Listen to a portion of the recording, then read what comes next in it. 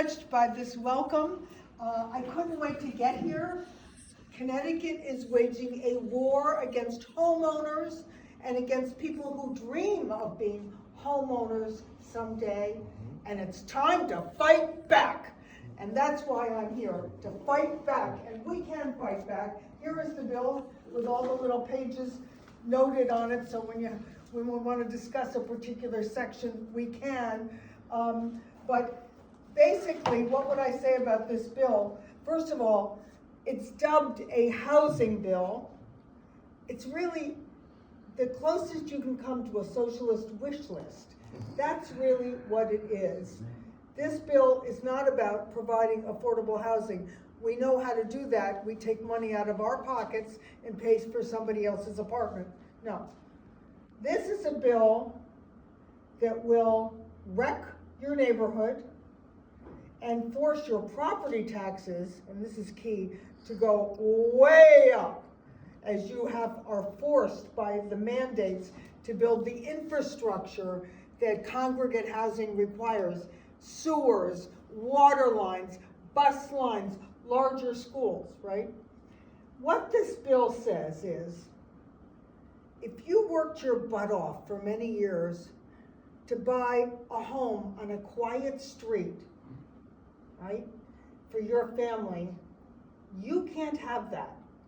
The government's saying you can't have that unless everybody can have the same thing. So the government is going to put a affordable housing complex or a trailer park right next door to you, all for the sake of what they call economic diversity. It's right in there on page 25. The purpose of this bill is economic diversity. Since when was that a role of government, right? But that's exactly what the bill says. It actually says that the state will now have the authority to dictate 20% of the housing units in your town. Think how big that is, 1 out of every 5 homes. The government is going to be able to dictate. They're going to dictate to each town how many are set aside for very, very poor people, how many are set aside for poor people, how many are set aside for each income group, pegged off the median income of the state, right? So every town has to have the cookie cutter, same economic distribution. That's right out of Karl Marx or George Orwell, right? It takes away your ability to protect the beauty of your towns, to require appropriate parking near congregate living, right? It also does something quite alarming, and I'm very compassionate toward the homeless, but this bill, this law now, limits the ability of towns to prevent people from sleeping in the rough, in camps and tents, on park benches, in your little town green, or on the sidewalk in front of the library, right? And that is a very dangerous thing. Anybody who's lived in a large city knows that once you have those encampments, you have human waste, discarded syringes, and a lot of crime. I'm citing the FBI statistics here that 13% of people living in the rough are registered sex offenders. 13%, right? Look at Los Angeles, where the homeless are 1% of the population, responsible for 25% of the homicides. So when I know that when my grandkids, I have 6 grandkids already, counting on more, 6 already. When my grandbabies come to visit, I give them a little pocket money and I send them into town to walk around. It's a rite of passage in a small town. You can't do that once there are encampments or people sleeping rough. You cannot do it. It is very, very dangerous. And this law is only the beginning. This is just the beginning. There is now a bill, as you I'm sure already know, a bill in the legislature, Bill 7033, that will prohibit towns from in any way interfering in the homeless who want to sleep on public property of any sort, right? It says that local officials cannot discourage them, cannot try to get them into shelters, cannot shoo them away from the town green, cannot remove them. This is straight out of Zoran Mamdani.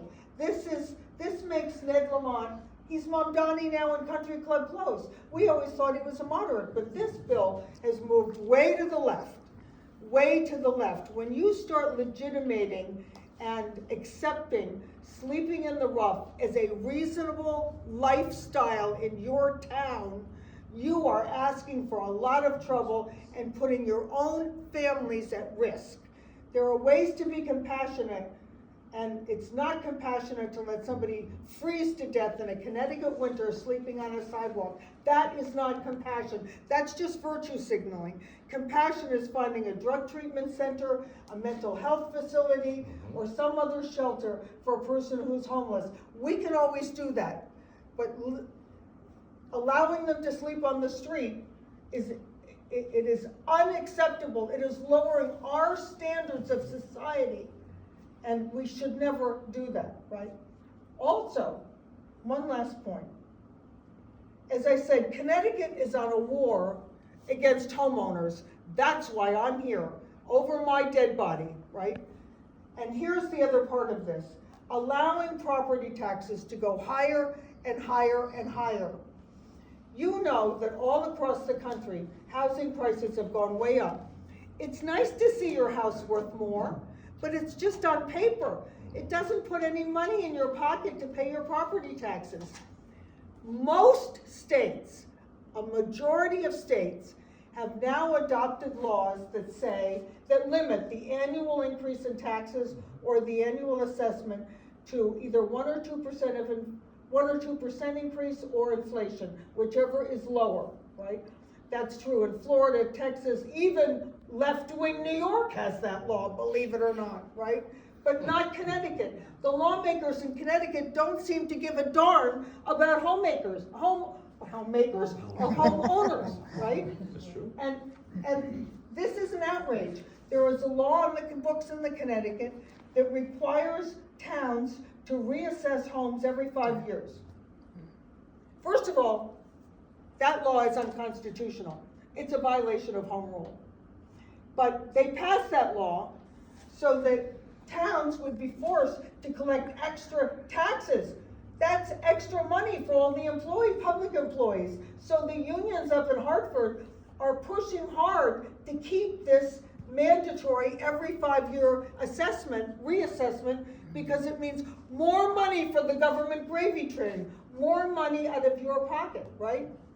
Let me tell you, the next governor of the state of Connecticut should freeze that reassessment law on day one by executive order, and then push through the legislature a bipartisan bill, that will limit annual increases in property taxes to 1 or 2% or the rate of inflation, whichever is lower. That's only reasonable. It's what almost everybody else in America is doing, and it's not fair for the lawmakers in Hartford to say to all the homeowners in Connecticut, we don't care about you. And that's exactly what's going on. Thank you very much.